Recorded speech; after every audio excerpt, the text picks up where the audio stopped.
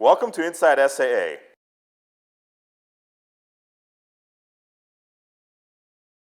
First of all, thank you for all coming here.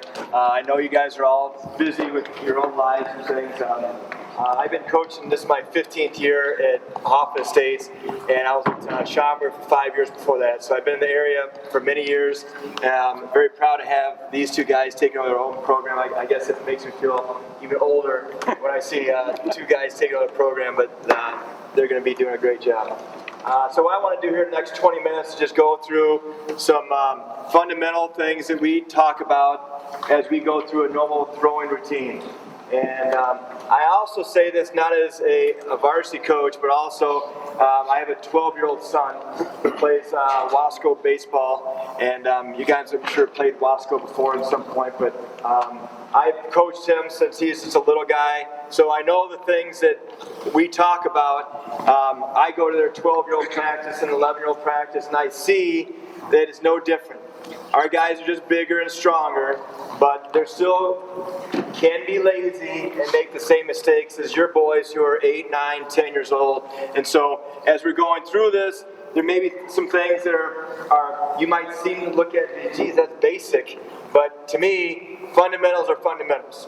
And so the drills we're going to go through, a typical throwing routine, it takes us a good 10 minutes to go through a little bit of throwing or a little bit of running, stretching, and a throwing routine. We do this every day. Every single day, even these days where it's just absolute crappy outside. We go in the parking lot, we go on a gym shelf, but we never just grab a ball and go. We practice fundamentals. We talk about we're warming up, but we're not just warming up, we're practicing the right way to throw. We're practicing the right way to catch. And when you just say warm up to somebody, I think they just look at it like, oh, I'm just going to get loose. But no, we look at this as this should be a 30 to 40 quality throws. They're not only getting loose, but they're working on the right fundamentals of throwing and also catching. All right, so the routine we go through here, and we're going to start off with the grip. So as you talk about gripping a ball, the two most important fingers are your middle finger and your thumb. And I don't really get caught up in if they grip at 4 seams or 2 seams. And I always think the people who talk more about that know the least about what they're trying to say. Is that it doesn't matter.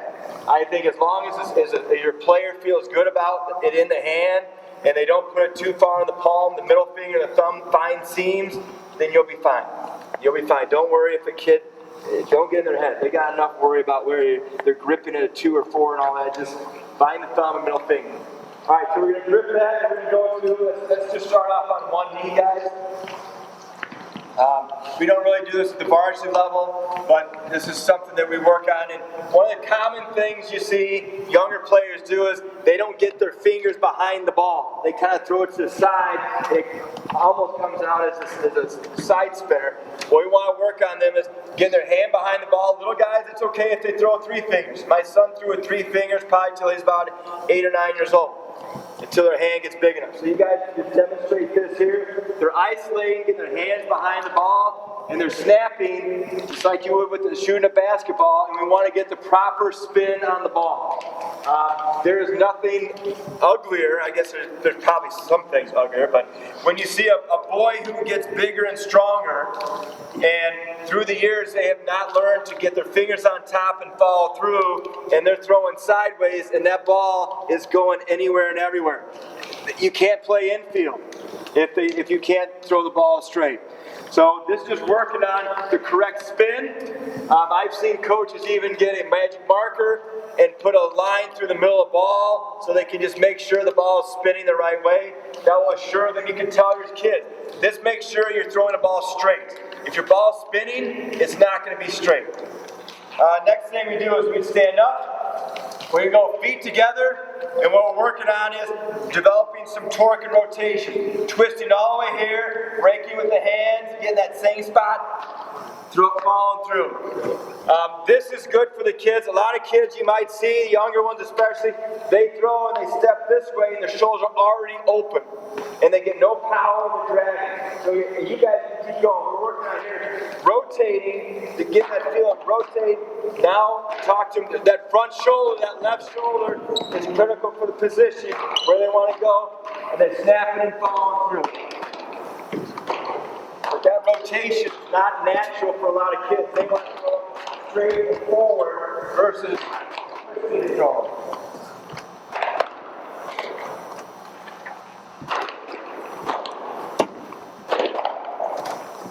Okay, the next one is gets you guys back, maybe like red line to red line.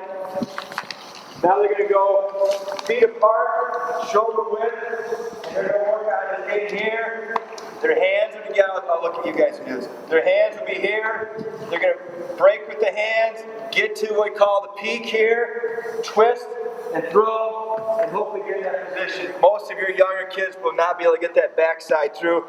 One of the common things, I was working with my son's team the other day with this. A lot of kids are getting here and they're lazy backside, and everything goes up and to the right. And they're not getting this backside through enough. So this drill works on getting here, and I got to throw it straight. I got to come over the top and get everything in a straight line. So let's see if they can do this. Watch how many guys throw up and to the right. They don't get all the way through.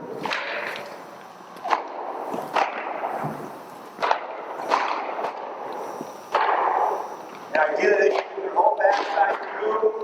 You can use the term to get the chest out in front.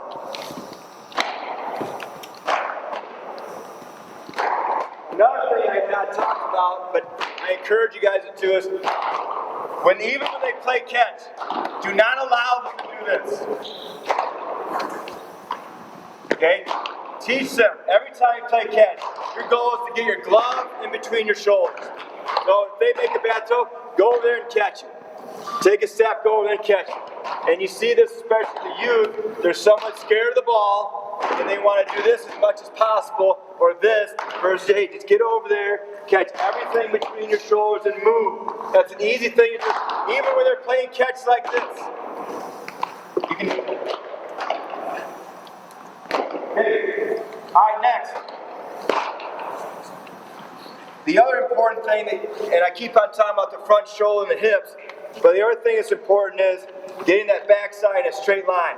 And to do that, it's your right foot, the instep of that should be going directly to the target. So if I'm going to land like that, and my left shoulder will be in the same line. So it's another simple drill with your boys. Just step here, it's a simple jump. Now I'm in a straight line.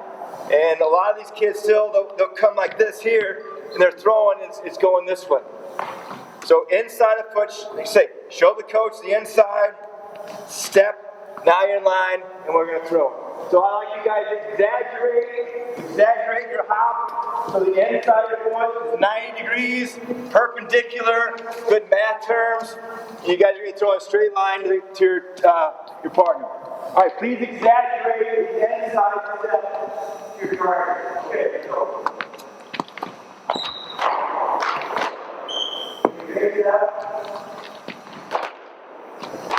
Also good for them to get that feeling, generate momentum towards their target. Kids want to just flat-footed. This forces them to generate momentum and get them going in a straight line towards the target. And watch so they don't spin. Spinning is not what we want. We want to walk them toward your guys also. As you go, walk towards your target. Walk in a straight line toward your target. Once again, we're talking about fingers on top, the ball spinning the right way, we're generating momentum. We usually go back a little further, do long toss depending on how old your boys are, but get them back. When you do long toss, I'm a big fan of that, but I'm not a fan of long toss if you do this here.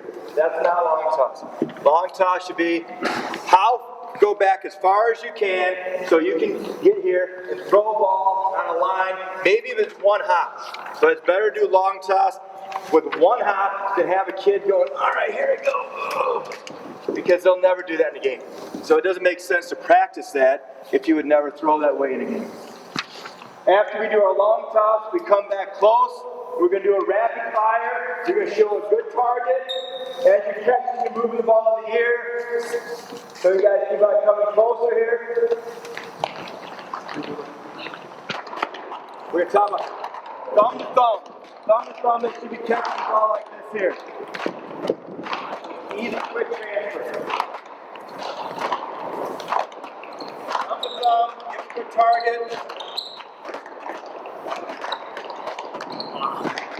Okay. Good, thank you guys.